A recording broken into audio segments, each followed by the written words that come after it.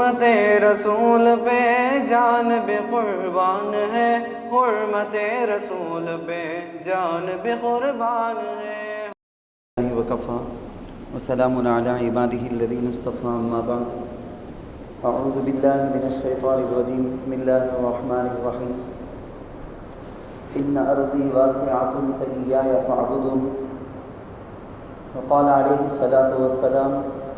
اللہم بارک لنا فی رجب و شعبان وبلغنا رمضان۔ قابل احترام دوستو،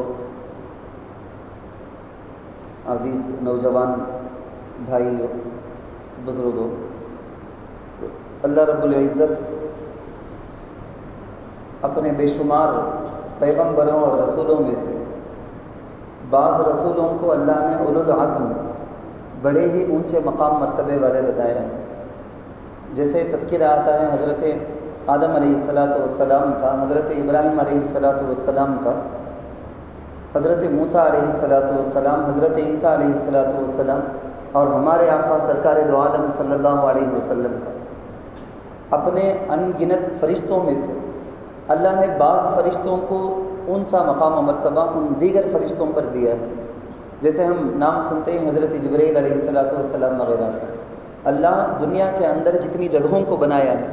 ان جگہوں میں سے بعض جگہ کو اللہ فضیلت دیے ہیں، اس کا مقام مرتبہ بڑھا کر۔ جیسے پوری دنیا میں سے مکہ المکرمہ کی سرزمین مدینہ منورہ زادہم اللہ شرفا، اس سرزمین کا جو مقام و مرتبہ ہے، اس طرح سے اللہ تعالیٰ زمانے کو، جو ٹائم کو، اوقات کو پیدا کیے ہیں، اس کے اندر بھی اللہ نے مقام و مرتبہ رکھا کہ بعض ٹائم کو اللہ نے خود کہا ہے کہ باقی دیگر وقتوں سے اس وقت کی فضیلت زیادہ ہے۔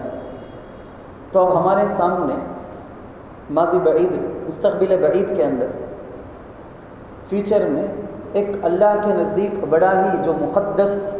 بڑے ہی اونچے مرتبے والا وہ وقت ہے، وہ وقت ہمارے پاس آنے والا ہے۔ اس کی عزت اور اس کا احترام بہت پہلے سے، یعنی اس کی ویلکمنگ، اس کا استقبال کرنا ہم کو پہلے سے ضروری ہوتا ہے، تب جا کے اس آنے والے مہمان کا حق ہم ادا کر سکیں گے، ورنہ اس کے بے احترامی، اس کی بے عزتی، اور ہم خود اپنے آپ کو محروم کرنے والے ہو جائیں گے۔ کیا کرنا چاہیے؟ اللہ تعالیٰ نے قرآن کریم کے اندر فرمایا، بلکہ میں آپ کو حدیث سے اپنی بات شروع کرتا ہوں۔ اللہ کے رسول صلی اللہ علیہ وسلم جب بھی رجب کا مہینہ آ جاتا، رجب کا مہینہ شروع ہو جاتا، تو اللہ کے نبی صلی اللہ علیہ وسلم کی ایک خاص دعا ہے، وہ دعا اللہ کے نبی شروع کر دیتے تھے۔ آپ کو ہمارے قرآن حدیث کی تعلیم کے اندر کہیں یہ نہیں ملے گا کہ ذرا لمبی عمر کے واسطے یا اللہ جلدی موت نہ کو دے، ابھی ذرا سال میں جینا، اب ذرا مہینے میں جینا، موت دے ڈالنا کو اللہ، بلکہ ایسی دعا مانگنے کی تعلیم آپ کو کہیں نہیں ملے گی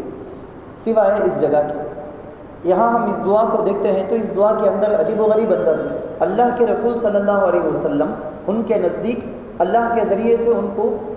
رمضان المبارک کے مہینے کی عظمت اور اس کے احترام کے، اس کی فضیلتوں کے، اس کی برکتوں کے بارے میں کیا نہیں پتہ ہوگا، جس کی وجہ سے نبی علیہ السلام کی پیاری سی دعا یہ ہے، اللہم بارک لنا فی رجب و شعبان، یا اللہ اس رجب کے مہینے میں، جس مہینے میں ہم ہیں، اس مہینے کے لیے بھی اور اس کے بعد آنے والے شعبان کے مہینے کے لیے اللہ کے نبی نے دعا کی، یا اللہ اس میں ہمیں برکت دے۔ برکت کا معنی وہ ایک نیا بیان ہو جائے گا، بہرحال برکت دے۔ وبلغنا رمضان، یا اللہ صحت مندی، تندرستی کے ساتھ رمضان پا کر، کیونکہ رمضان سامنے آ گیا ہے، قریب آ گیا۔ ایک آدمی بہت زیادہ بھوکا ہے، اس کے سامنے بریانی رکھ دی جائے اور اس کو کھانے سے منع کر دیا جائے تو اور تڑپ زیادہ ہو جائے گی۔ نہیں دیکھتا ہوں، اس کی نگاہ کے سامنے نہیں ہے، پردہ ہے، آڑ ہے، تو کوئی بات نہیں، لیکن خوشبو بھی آ گئی، سامنے دکھ بھی رہی ہے، کسی اور کی بھی نہیں ہے، وہ اسی کو ملنے والی ہے، بلکہ معلوم بھی ہو جائے، اب صبر نہیں ہو سکتا، اب صبر کرنا اور زیادہ مشکل ہو جائے گا۔ ایسے رمضان کا مہینہ ہمارے بالکل سامنے آ گیا ہے، اب اس سے محروم ہو کے میں مر جاؤں؟ یا اللہ میں تو چاہتا ہوں کہ رمضان میں اعمال کر کے، نیکیاں کر کے، تیرے پاس اور مقام مرتبہ بلند پا کر، جنت میں اعلیٰ درجہ پا کر میں مروں۔ وبلغنا رمضان، رمضان کو پانے کی توفیق دے دے اللہ، صحت مند تندرستی کے ساتھ رمضان کو میں پاؤں اور اس میں عبادتیں کروں۔ اسی لیے ہمارے اکابر نے، بزرگوں نے، اولیاء نے ہم کو جگہ جگہ، میں اس سے پہلے بھی بتایا ہوں، ان میں سے کچھ باتیں وہ بھی ملا کے بتاؤں گا میں، کیونکہ جس عنوان کے تحت بولنا ہے اس کے لیے اس عنوان میں ساری باتیں آپ کے سامنے آ جائیں۔ اس لیے جس طرح سے ہمارے بزرگوں نے بتایا کہ آدمی کسان بیج بوتا ہے، پھر اس کے بعد ایک زمانہ اس پر گزارتا ہے کہ اس پر پانی دیتے رہتا ہے، اس کے پودے ہو جاتے ہیں، پودے کے شکل میں، نرسری کے شکل میں وہ پودے پر پانی دیتے رہتا ہے۔ اب پانی پہنچاتے سینچتے رہنا، پھر ایک موقع وہ آتا ہے کہ جب درخت اچھی طرح سے پھل پھول کے ساتھ بڑا ہو گیا، اب اس کے پھلوں سے فائدہ اٹھا کے یہ کسان، یہ باغ والا مالک بہترین انداز سے اس سے فائدہ اٹھانے کے قابل بن جاتا ہے۔ بالکل اسی طرح سے رجب کا مہینہ ہمارے اولیاء نے مثال دے کے سمجھایا کہ رجب کا مہینہ ایسا ہے کہ اس کے اندر آدمی زمین کے اندر بیج بوتا ہے نا، ایسا۔ شعبان کا مہینہ نیکسٹ جو آئے گا وہ مہینہ ایسا کہ گویا ایک پودا آ گیا تمہارے بیج سے، اس پودے کو پانی دیتے رہو دیتے رہو دیتے رہو، ہواؤں سے، دوسرے آفتوں سے، جانوروں کے کھا لینے سے، ساری چیزوں سے سیو کرتے رہو، بچاتے رہو، بچا کے جب ذرا بڑا کر لیں گے یعنی رمضان کا مہینہ آ جائے گا، اب اس میں سے پھل آئیں گے، آپ اس سے فائدہ اٹھا سکتے ہیں۔ اگر رجب کے مہینے میں تم نے عبادتوں کے ذریعے سے نیکی کا بیج نہیں بویا اور شعبان کے مہینے میں عبادتوں کے ذریعے سے اس پودے کو پانی نہیں دیا، رمضان میں آپ کے سامنے ایسا کوئی آپ کے کو نہ کوئی کھیتی ہوگی، نہ آپ کا کوئی باغ ہوگا جس سے آپ فائدہ اٹھا سکو گے۔ بات سیدھی سیدھی یہ ہے، عقلی اعتبار سے ذرا لاجیکلی آپ بات سمجھو، کسی بھی چیز کو کرنا ہے، جیسے کرکٹ ہو، فٹ بال ہو یا ٹینس ہو، کوئی بھی میچ ہو یا اسکول کے لیول میں ہونے والا کوئی چھوٹی سی میچ بھی کیوں نہ ہو، اس سے پہلے ٹریننگ لیتے ہیں، باقاعدہ مشق کرتے ہیں، بغیر مشق کے بغیر ٹریننگ کے سیدھے ورلڈ کپ لیول کی جو میچ ہے یہ اس میں چلے گئے، یا اس کے علاوہ جو بھی جس طرح کے بھی ہوتے ہیں، فٹ بال کے اندر، کرکٹ کے اندر جو بھی ہوتا ہے، ہر چھوٹے سے چھوٹے بڑے سے بڑے پیمانے میں کھیلے جانے والے گیم کے لیے، مقابلہ کے لیے، میچ کے لیے پہلے سے تیاری ہوتی ہے۔ رمضان عبادتوں کو حاصل کرنے کا بہت بڑا میدان ہے، اس میدان میں اترنے سے پہلے تھوڑی سی تیاری ہونی چاہیے۔ جم کو جاتے ہیں نوجوان جانتے ہوں گے، جم کو جو چلے جاتے ہیں، وہاں جانے کے بعد سب سے پہلے تو سٹارٹنگ میں ورک آؤٹ کرنے کے لیے اور اپنے باڈی بلڈر بننے کے لیے اٹھاتے ہی شروع ہی میں بڑے بڑے وزندار چیزوں کو ہاتھ میں نہیں دے جاتے کہ اٹھاؤ، بس وہیں ڈھیلا ہو جائے گا، وہیں چلا بھی جائے گا۔ دھیرے دھیرے سٹارٹنگ میں اسے بولا جاتا ہے کہ 3 کلو کا جو ہے وہ اٹھا کر اس کی عادت ڈالو، پھر ذرا ذرا کر کے بڑھا کے 6 کلو میں، پھر اور بڑھا کے 9-10 کلو تک۔ سٹارٹنگ میں اسے 9-10 کلو کا ہاتھ میں دے کے اس کو اٹھاؤ نہیں بولا جاتا۔ آپ اچھی طرح میری بات کو سمجھنے کی کوشش کریں۔ میں رمضان کا مہینہ سیدھے آ گیا، میں ہر طرح کے گناہ میں مبتلا تھا، نمازوں میں میری لاپرواہی، روزے بالکل بھی نام کے برابر میں، رمضان کے علاوہ میرا تصور نہیں، سوچنے کا نہیں، میری عادت ہی نہیں ہے، قرآن تلاوت اس کا تصور تک بھی نہیں ہے، بلکہ جمعے کے دن سورہ کہف پڑھنا ہے تو اس میں بھی میں اگر 1 صفحہ پڑھ لیا، 2 صفحہ پڑھ لیا، بس اتنا، بس اور کام بھائی ہوتا ہے، اتنا زیادہ، اتنی بڑی صورت ہے، ایسی سستی کرنے کی اگر میری طبیعت ہو۔ پھر رمضان کا مہینہ آ گیا، ظاہر بات ہے وہ عبادتوں کا موسم ہے، سیزن ہے، لیکن طبیعت اندر سے طبیعت تیار نہیں ہونے کی وجہ سے لاسٹ سیکنڈ میں شیطان اس سے دور ہوا تھا۔ اس سے پہلے طبیعت کو، نفس کو عبادت کی مشق، عبادت کی عادت نہیں ڈالے تھے۔ سٹارٹنگ پہلے ہی دن رمضان کہتے ہیں، حضرت بولے رمضان کہتے چاروں طرف عبادت عبادت عبادت کر کے سارے کے منہ میں وہی ہے، یہ رمضان کہتے یہ، اس لیے فرسٹ دن بیٹھا قرآن پڑھنے کے لیے، بیٹھا، کھولا، 1 پارہ 2 پارہ پڑھ لیا، دوسرے دن سوچے گا بھائی کہاں سے 1 پارہ 2 پارہ ہوتا نہیں بھائی، بہت زیادہ ہو۔ پہلے دن تراویح میں کھڑا ہو گیا، دوسرے دن سوچے گا بہت زیادہ بھائی، روزہ رکھ لیا 1 روزہ، اب سوچتا ہے کہ بھائی ذرا ذرا کا تو معمولی بہانہ مل گیا ہے، تو شوگر کا بہانہ، بی پی کا بہانہ، کوئی بھی چھوٹا بہانہ بول کے، گرمی زیادہ ہے وہاں جانا ہے، چھوٹا بہانہ بھی بول کے روزہ چھوڑ دیں گے کیا؟ طبیعت اسی کی طرف مائل رہے گی، کیونکہ ہم نے اس کو مشق نہیں دی، اس کو عادت، ٹریننگ نہیں دی ہم نے۔ باقاعدہ رجب کے مہینے سے اللہ کے رسول صلی اللہ علیہ وسلم کوئی خاص عبادت نہیں رجب کی، میں آپ کو بتاؤں گا، رجب کے شعبان کی کوئی خاص عبادت نہیں، عام جو عبادت ہے اس عبادت میں ذرا زیادہ کرنے، 2 رکعت بھی تہجد پڑھنے کی، 2 رکعت بھی عشاء کے بعد سنت پڑھنے کی عادت ہم کو نہیں ہوگی تو رمضان میں سیدھے تراویح میں کھڑنے کے لیے ہماری طبیعت آمادہ نہیں ہوگی، بہت مشکل، بڑا ہمالیہ کا پہاڑ ہی اٹھا کے سر میں رکھ دے جیسا رہے گا۔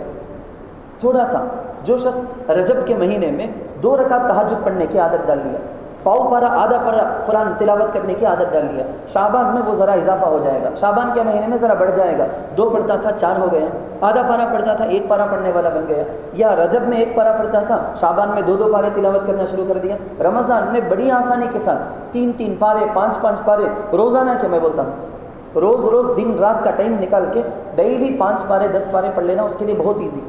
نمازوں میں تہجد کے لیے، تراویح کے لیے کھڑا ہونا اس کے لیے بہت ایزی۔ رجب میں، شعبان میں تھوڑا تھوڑا جتنا ہو سکتا ہے اپنی طاقت کے بس پر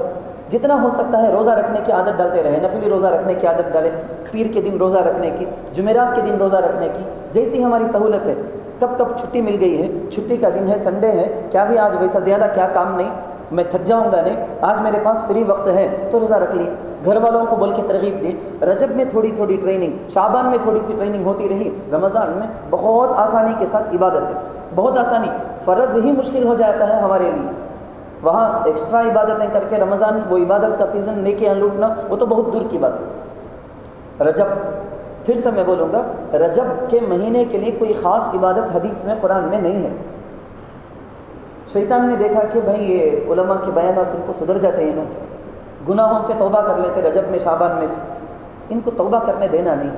ایسا کیتھولک سسٹم اپنانا کہ انہوں گناہ کرنا توبہ کرنا نہیں، رمضان میں ویسا محروم ہو جانا عبادتوں سے، اللہ کی رحمتوں سے محروم ہو جانا، کیا کرے گا؟ شیطان سوچا،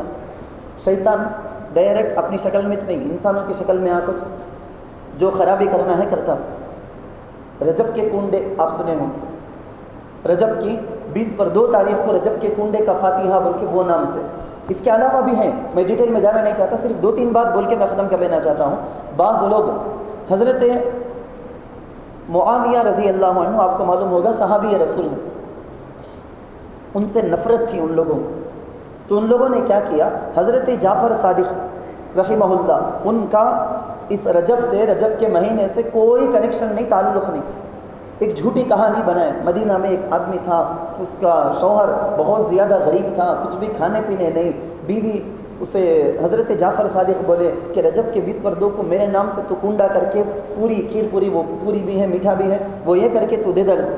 پورا کام تیرا ہو جائے گا۔ انہیں قریب ایسا ہو گیا، اور ایک بہت بڑا وزیر تھا، اس کی بیوی مانی نہیں، تو اس کا وہ جو اس کی پوسٹنگ تھی وہ ختم ہو گئی۔ ایسی من گھڑت کہانی، یعنی اپنے اس زمانے میں لوگوں کے درمیان اپنی بات چلانے کے لیے ان کو ڈر تھا، حکومت کس کی تھی؟ سنیوں کی تھی، شیعہ کی نہیں تھی، تو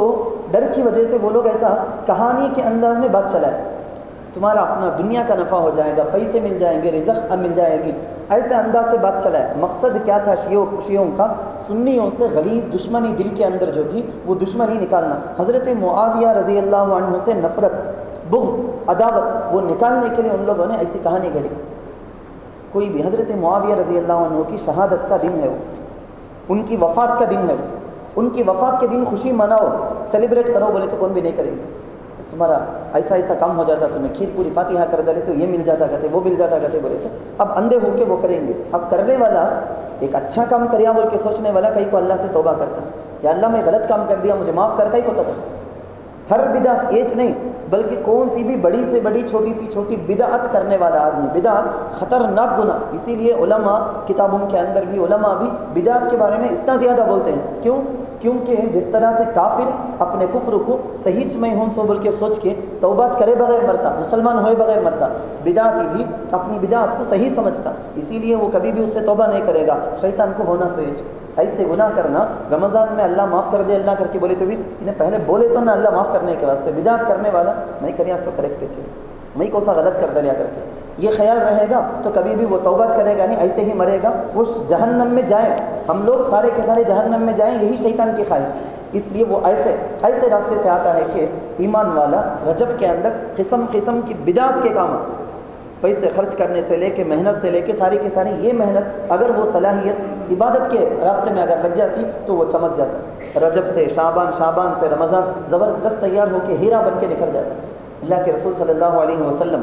مکہ المکرمہ میں صحابہ پر ہونے والے مظالم، جو تکلیفیں ہو رہی تھی وہ دیکھ رہے تھے، بہت قریب سے دیکھ رہے تھے۔ اللہ کے رسول کو ایک دن ارادہ ہوا، اللہ کے رسول نے کہا لو خرجتم الی ارض الحبشۃ،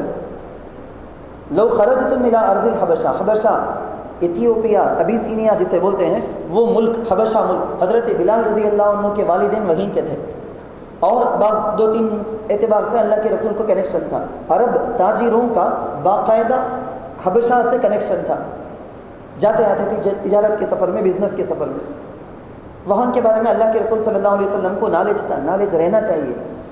ہم مسلمانوں کو ہمارے بارے میں معلوم ہونا چاہیے کہ ہماری قوم کو کہاں عزت ہے کہاں عزت نہیں، کہاں حفاظت ہے کہاں حفاظت نہیں، کہاں سیفٹی ہے کہاں نہیں ہے، یہ پورا نالج رہنا اللہ کے رسول کو، وہ نالج رہنے کی وجہ سے حضور بولے کہ لو خرجتم الی ارض الحبشۃ فإن بها ملکا لا یظلم عنده احد، حبشہ میں ابیسینیا ایتھیوپیا کے اندر ایک بادشاہ، ایسا انصاف والا بادشاہ کہ اس کی حکومت میں کسی پر ظلم نہیں ہوتا، بڑا انصاف والا بادشاہ ہے، تمہیں اگر وہاں گئے بولے تو سیفٹی سے محفوظ رہیں گے، یہ کفار مشرک روز روز ستاتے، تکلیف دیتے، مارتے توڑتے ہیں نا، اس سے ذرا بچ جائیں گے۔ تو نکلے، پہلا ایک قافلہ نکلا، 16-17 افراد کا ایک قافلہ نکلا، چلا گیا۔ حضرت عثمان رضی اللہ عنہ کی سرپرستی میں باقاعدہ ہجرت مدینہ جو ہے وہ بعد کی سیکنڈ ہجرت، پہلی جو ہجرت خود نبی علیہ السلام نہیں گئے، مسلمان صحابہ کو جو بھیجے تھے وہ حبشہ کی ہجرت تھی، وہاں اللہ کے رسول صلی اللہ علیہ وسلم 80 پر 6 افراد حضرت عثمان رضی اللہ عنہ کی ذمہ داری میں دے کے بھیجے تھے۔ اس میں اللہ کے نبی صلی اللہ علیہ وسلم کی وہ سیاست، دور اندیشی، ان کی عقل مندی، ان کی سوچ، اس کو بھی ہمیں سیکھنا چاہیے۔ اللہ کے رسول صلی اللہ علیہ وسلم وہاں پر بھیج دیے، پیچھے سے مکے والے قریش بہت تیزی کے ساتھ گئے کیا تاکہ پکڑ کر لا لیں، لیکن کشتی ساحل سے، وہ کنارے سے، بارڈر سے، وہاں سے نکل کر بہت دور چلی گئی تھی، اس لیے ناکام واپس آ گئے۔ لیکن یہاں آنے کے بعد 2 مہینے کہ شعبان اور رمضان اطمینان سے وہ لوگ وہاں گزار رہے تھے، جب معلوم ہوا ان لوگوں کو پیٹ جلنا شروع ہو گیا۔ کفار مکہ، ان کا کیا تھا، ہمارا تو اصل میں بزنس کا تعلق زبردست ہے حبشہ سے، یہ مسلمان جو گئے ہیں ان لوگوں کے ساتھ اگر بزنس کا گہرا تعلق ہو گیا، ہمارے بزنس میں لاس ہو جانا یہ سب سے زیادہ۔ سیکنڈ کیا بولے تو مسلمان یہاں کیسا سکون سے نہیں تھے کہ وہاں جا کو بھی سکون سے نہیں رہنا، وہاں بھی خوشی سے نہیں رہنا، انہوں کیسا وہاں جا کو خوشی سے رہ جا، برباد کرنے کے لیے مسلمانوں سے دشمنی، وما نقموا منہم الا ان یؤمنوا باللہ العزیز الحمید، مسلمانوں سے دشمنی، یہ آج بھی اس زمانے سے لے کے آج تک بھی مسلمان خوش ہیں، اسلام کئی کو اچھا ہے، مسلمان کئی کو اتنے اچھے اخلاق والے ہیں، مسلمان کئی کو ڈرگس استعمال نہیں کرتا، مسلمان کئی کو زنا کے خلاف ہے، مسلمان کئی کو ان گناہوں میں نہیں آتا، یہ جلن ہمیں کیا کر دی، ان کا کیا بھی نقصان تو کرتے ہیں۔ ہم کو تو یہی بتایا گیا المسلم من سلم المسلمون من لسانہ و یدہ، تو مسلمان ہے بولے تو پہلا کنڈیشن یہ ہے کہ تیرے ہاتھ سے کسی کی جان کا، مال کا، کس کا بھی نقصان نہیں ہونا، تبھی تو مسلمان، ہم کو یہ بولا گیا۔ تو ہمیں تو کسی کا نقصان کرتے نہیں، لیکن بیٹھے بیٹھے پیٹ جلا، ان کو پیٹ جلتے رہتا ہے، یہ کئی کو اتنا اچھا ہے سو اسلام، یہ کئی کو مسلمان اتنے اچھے ہیں سو، صبر نہیں آئے وہ لوگ، کیسا ہے معلوم، حضرت عمرو بن العاص بعد میں صحابی ہو گئے، اس ٹائم وہ صحابی نہیں تھے، مسلمان نہیں ہوئے تھے، خطرناک دماغ کے ماہر، بلکہ اللہ کے رسول صلی اللہ علیہ وسلم تو بعد کے ایک زمانے میں حضرت خالد بن ولید رضی اللہ عنہ کو، حضرت عمرو بن العاص رضی اللہ عنہ کو مکہ المکرمہ سٹی کی کٹنی کر کے بولے، ایرک کولیگل کر کے تمل میں بولے جائے، مکما نگرم تنڈیا ایرک کولیگلے مدینہ ون پکم پوٹ بٹد تند بٹد۔ اللہ کے رسول صلی اللہ علیہ وسلم بولیں گے کہ اپنا جو اصل جو کڈنی ہے، جو مین پاور ہے، وہ مکہ المکرمہ کے 2 کون، حضرت عمرو بن العاص، حضرت خالد بن ولید، 2 کے 2 بھی مسلمان ہو گئے۔ تو اللہ کے رسول خوش ہو کر بولے سو وہ بات، خطرناک دماغ کے، بعض ٹائم تمہیں مجلس میں دیکھتے ہوں گے سامنے والا اتنا کیا بھی پڑھا لکھا نہیں رہے گا، لیکن بات کرنے میں اتنا ماہر، انہیں پوچھتا سو سوال کا جواب دینے نہیں ہوں گے۔ زندگی کے تجربے میں آپ دیکھے ہوں گے، بڑی عمر کا، چھوٹی عمر کا، مرد، عورت، کبھی عورتیں بھی رہتے، کبھی بچے ایسا رہتے ہیں، ہم نہ منہ موچ ڈالتے ہیں، جواب دوسرے کون تو بھی رہتے ہمیں دے دیں گے، لیکن انہیں کریا سو انداز کو ہم نے جواب دینے چھوتا نہیں، منہ بند ہو جاتا، واہ یہ رہتے کوئی وٹا دے کر کو بولتے نا، ہمیں بالکل منہ بند ہو جاتا، کیا جواب دینا، کیا رہی نہیں، ایسا زبردست بات کرتا نا، ایسے زبردست ماہر تھے۔ گئے حبشہ کے بادشاہ جو نجاشی ہے، وہ نجاشی کے پاس گئے، جانے سے پہلے بڑا خطرناک ٹیکنیک، بڑا خطرناک آئیڈیا، کیا جتنے بھی M P M L A وزیراں ہیں، پورے وزیروں کے پاس الگ الگ مل کر، بلکہ میں ایک بات یہاں بولنا چاہیے کہ چونکہ ہمارے ساتھی یہاں سب اسلام کے رہنے کی وجہ سے مکہ المکرمہ سے جانے والے عمدہ مال، بڑا زبردست مال بولے تو نمبر 1 لیدر، چمڑا، یہ چمڑے انہوں یہاں سے ریڈی کر کے خاص انداز میں ریڈی کر کے پہنچاتے تھے نا، وہ تجارت ہوتی تھی مکے سے حبشے کو، حبشے میں وہ ریڈی نہیں ہوتا تھا چمڑا۔ نمبر 2 ریشم کے کپڑے، جبے ریشم کے، اور نمبر 3 گھوڑے، عمدہ عرب کے گھوڑے وہاں حبشہ کو لے جاتے تھے، تو یہاں سے لے جا کو وہ وام بیچ کو وہاں کی کچھ خاص چیزیں لے کر یہاں آتے تھے، تو یہ لیدر، یہ ساری چیزیں زبردست قیمتی چیزیں، یہ جا کو تحفہ میں گفٹ دیے، کہاں لنجم دے جیسا، الگ الگ گھر میں جا کو ایک ایک وزیر کو مل کو سب کو دے ڈال کو، لاسٹ میں بادشاہ کے محل میں آتے، سب وزیر ہیں، M P M L A پورے کے پورے ہیں، تب مکے والا وہ قافلہ آیا، آ کے بادشاہ کے دربار میں پورا پہلے سجدہ کیا کیونکہ مشرک بت پرست وہ لوگ سجدہ کیے. اس کے بعد یہ پورا زبردست قیمتی تحفہ بادشاہ کو دی. دینے کے بعد اپنا جو തന്നുடைய കുற்றച്ചാട്ട് മുസ്ലിംകളിൻ മീത് മുസ്ലിംകൾക്ക് എതിരാக வைக்கக்கூடிய தன்னுடைய பேச்சுகள் வாதங்கள் वो सब रखे ना. क्या हुआ, पहले से सब के सब लंजम लेको मुंह बंद ना. कई जगहों के अंदर ऐसा होता, सामने वाला क्या भी बोलना नहीं करको बोले तो 10 रुपये की चीज़ खिलाने की जगह 100 रुपये की चीज़ खिला को मुंह बंद करा. हमारे यदिरप में एक टाइम बोलने का मौका आएगा, वो टाइम इन्हें मुंह खोले तो भी खोलेगा तो 10 रुपये की जगह में 200 रुपये की चीज़ खिला को मुंह बंद करके रख डालने का. वो एहसान की वजह से उन्हें मुंह खोलना नहीं, बोलना चीज़ यदिरप में मेरे खिलाफ करता है इन्हें, या कंपनी के खिलाफ करता, दुकान के खिलाफ करता, मुसलमान के खिलाफ करता, लेकिन इन्हें खला डालना, खला को मुँह बंद कर दिए. शादियों के मौके में जहेज़ की वजह से, रस्म की वजह से, ऐसे चीज़ों के लाकर उतारने की वजह से, जोड़े देने की वजह से कई जगहों के अंदर ये मुसीबत होती. खैर शार्ट में बात ख़त्म कर लेता हूँ मैं. तो ये लोग जो आए थे ये सारा का सारा काम करके मुसलमानों के ख़िलाफ़. अल्लाह के रसूल सल्लल्लाहु अलैहि वसल्लम की दूरअंदेशी देखें. ये जो मुसलमान हैं, बादशाह का पैगाम मिला कि आना कहते महल को, तुम्हारे ख़िलाफ़ ये केस है कहते, सब के सब निकल कर आना है. क्या करना समझ में नहीं आता. किसी भी मुल्क में, दुनिया के कोई भी कंट्री में मुसलमान थोड़े से हैं, अक़लियत में, माइनॉरिटी में मुसलमान हैं, हुकूमत उनकी नहीं है, तो वहाँ कैसे अखलाक के साथ लेकिन ईमान पर जम कर रहना, ये बड़ा सबक मिलता. बहुत लंबी हो जाएगी बात, इसलिए शार्ट में मैं ख़त्म करता हूँ. मैं 2 बातें वहाँ मुसलमान वहाँ बैठ के मशवरा में तय की. एक बात, नंबर 1 ये है कि अल्लाह के रसूल सल्लल्लाहु अलैहि वसल्लम जो रहबरी किए हैं, उसी रहबरी से, उसी लाइट रोशनी से हमको चलना है, आगे जो भी करना है. नंबर 2, हम अपने मुल्क को, अपने पैदा हुए सो वतन को, घर को, रिश्तेदारों को, सबको को से ईमान की वजह से छोड़ कर आए कि यहाँ बादशाह के पास केस में बच जाना कर को बोल के हम अपने ईमान के ख़िलाफ़ क्या भी एक बात नहीं करेंगे. जो सबसे बढ़कर ये करके बता दिया गया, सबसे बढ़कर ये, तुम्हारा ख़ानदान नहीं, तुम्हारा माल नहीं, तुम्हारी राहत नहीं, बल्कि तुम्हारा कंट्री भी, मुल्क में तुम्हारे इससे भी बढ़कर है तुम्हारे लिए ईमान. ये बताया गया हिजरत हबशा के ज़रिए से. वहाँ हज़रत जाफ़र तैयार रज़ी अल्लाह अन्हु, ये कुरैश के सरदारों में से, हज़रत अली मालूम है ना आपको, हज़रत अली इब्न अबी तालिब रज़ी अल्लाह अन्हु, वही अबू तालिब के बेटे हैं, अब्दुल मुत्तलिब के, बड़े ख़ानदान के. मैं क्या बोलना चाहता हूँ, मैं सरदारान क़ुरैश से इनका कनेक्शन. हज़रत उस्मान रज़ी अल्लाह अन्हु सरदारान क़ुरैश, कभी फटीचर फ़कीर कौन किस थे सो इनो, इनकी सब क्या भी इज़्ज़त नहीं, ऐसा नहीं. जो मज़लूम मुसलमान थे, गरीब थे, उनके साथ ऐसे ज़बरदस्त हुकूमत वाले, ऐसे ज़बरदस्त सरदारों में से, मालदारों में से, जिन पर काफिर कभी भी मारे नहीं, जुल्म नहीं करते थे, ऐसों को भी साथ में बड़े आइडिया के साथ अल्लाह के रसूल सल्लल्लाहु अलैहि वसल्लम भेजे थे. आए आके सवाल किए, ये मक्के वाले हम ना वापस रिटर्न मक्के को ले जाना चाहते हैं ना, ज़र्रा उनको पूछ को बोलो, हमें किसी के अड़ीमई गुलाम थे क्या कर को पूछो नहीं, हमें किसी को नाहक मार को आए क्या कर को पूछो नहीं, हमें किसी का माल ले को आ गए क्या पूछो नहीं, फिर कहीं को उन्होंने ले जाना चाहते हैं. ज़बरदस्त ये लॉजिकली अंदाज में बात करने का अंदाज़, ये तरीक़ा है. दूसरे दिन मुक़द्दमा हुआ, बोले बादशाह तुम्हें हैं ईसाई क्रिश्चियन, तुम्हें ईसा अलैहि सलाम को मानने वाले, हमें ही मुशरिक बुतों को पूजने वाले. ये लोग देखो क्या कि नयाच बोलते हैं. बुला के पूछा गया, हिजरत को हबशा को अल्लाह के रसूल भेजे ना, भेजने के टाइम में अल्लाह के रसूल बुलाकर बोले कि देखो सूरत मरियम अल्लाह नाजिल किया है, सूरह मरियम सौल के बारे में है, नाजिल किया है, लेकिन मेरा दिल चाहता है कि तुम हिजरत को जाने से पहले वो सूरत मेरे पास सुनकर याद करके चले जाओ. क्या वजह मुझे नहीं मालूम, लेकिन सुनाना चाहता हूँ, सुन लो. तो सबको सुना के भेजे थे ना. हज़रत जाफ़र रज़ी अल्लाह अन्हु को बोला गया कि तुम्हारे नबी की तालीम क्या है ईसा अलैहि सलाम के बारे में.